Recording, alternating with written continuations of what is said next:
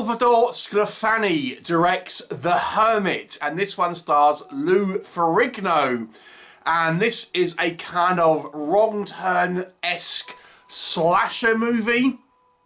Lou Ferrigno stars as our titular hermit, who is a monstrous hulk of a serial killer. The story has actually an interesting storytelling device. So we actually have a victim of Ferrigno's character, the Hermit, who's called Hugo in the movie. And she is being interviewed by a journalist about her experiences. And she appears to be the sole survivor of her particular encounter. So as the movie progresses, it is her recanting her events. So we kind of see it as she's sort of telling the story. But is she remembering it quite like it happened?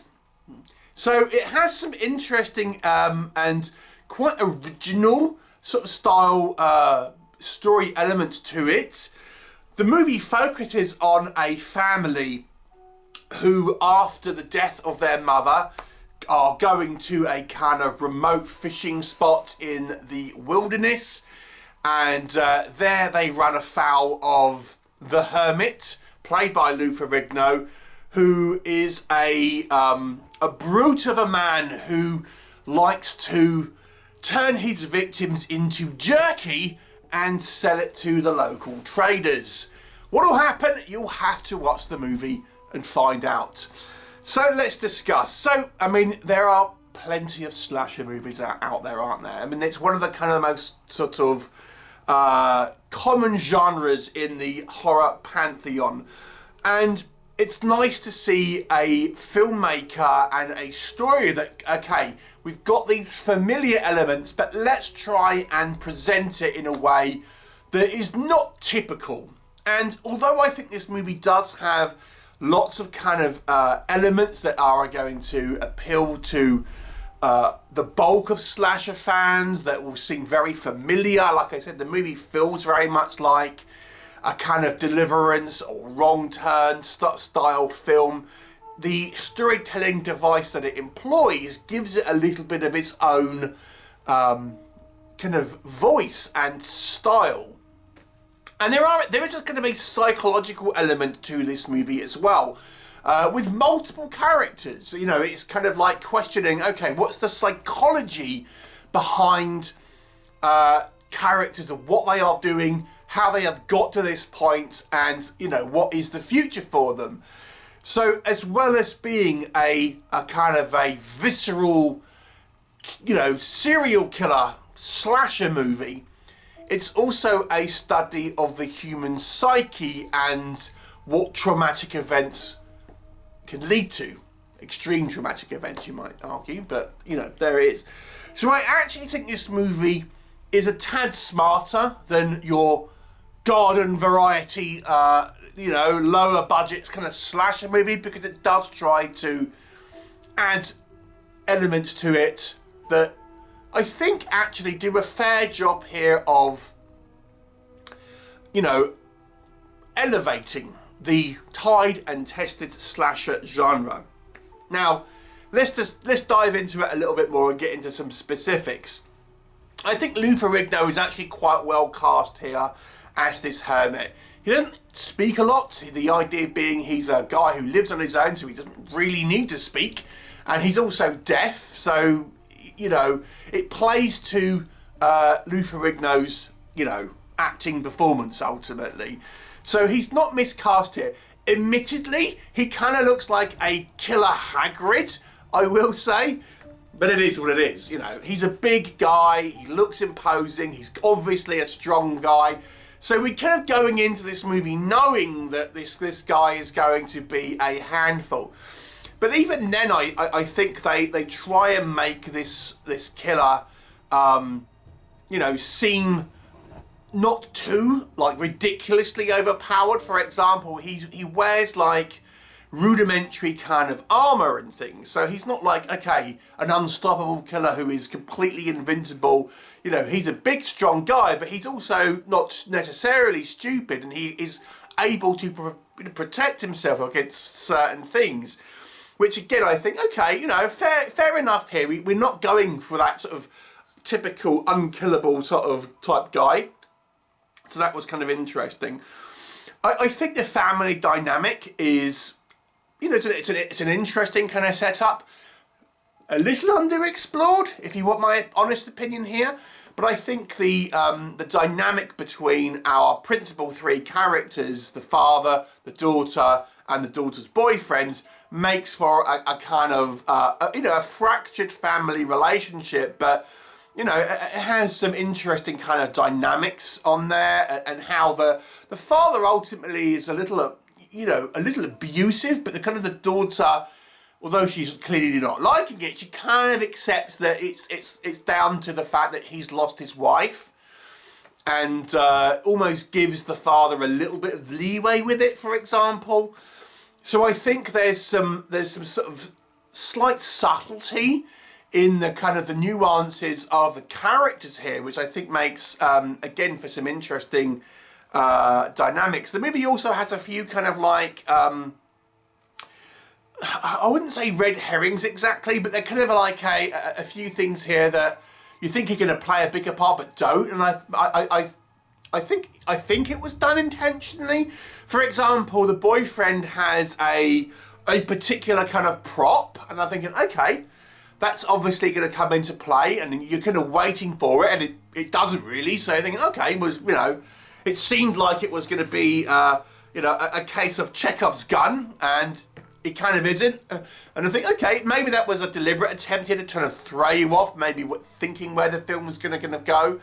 As the film progresses, the movie starts off relatively kind of like straightforward in regards to its kind of horror narrative. You know, we see this girl get interviewed, and she's kind of retelling the events. And as the film goes on, the kind of the narrative becomes a little more complex in regards to some sort of story elements, and there's more kind of layers added into it. I don't want to give away anything, so I'll kind of leave it at that. But I do think, as I say, there's some greater elements at play here, which I think maybe gives this movie somewhat of its own identity in a crowded genre. So I thought that was a good thing. I think the characters are actually kind of quite interesting and relatively kind of well paid.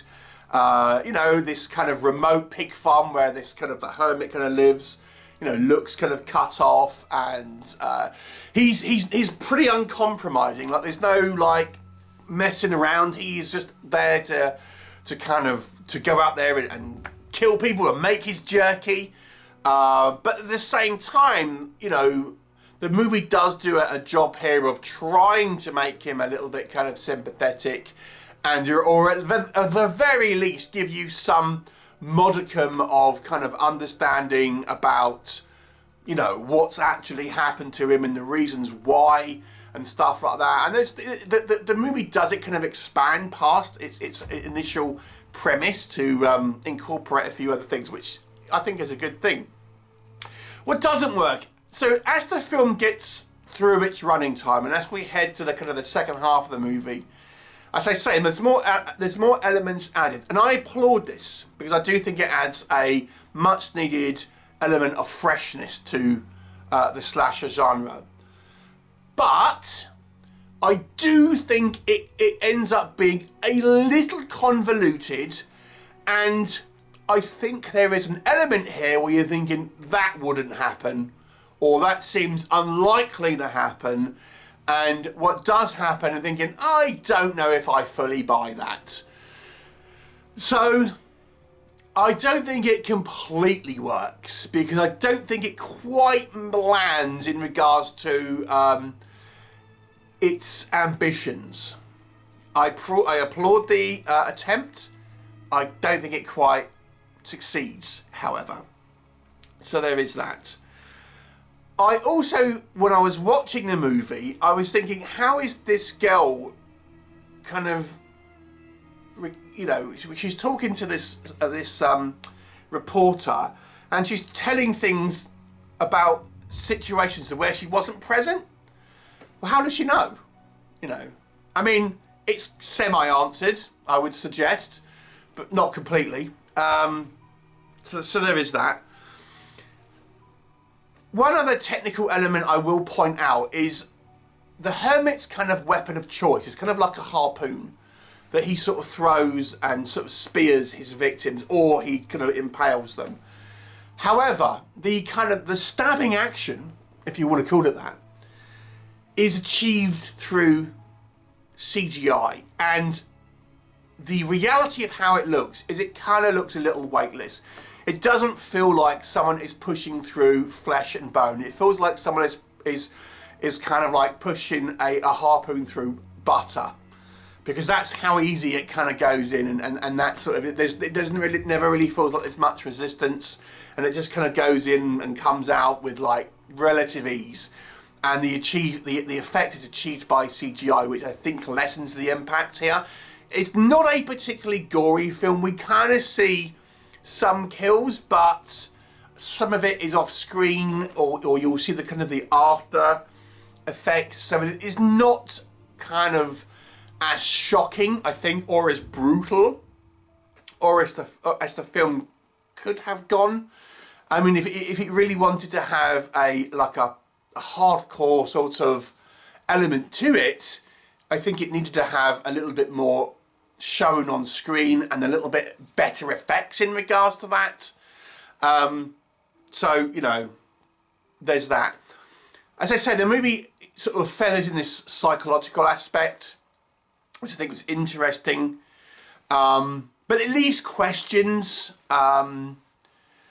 You know, I think it leaves some stuff on the table here, which is kind of, it's a good idea, but I don't know if it completely kind of makes sense, or where we end up, it sort of really kind of completely works. Again, I don't want to spoil anything for you, so apologies for being vague there.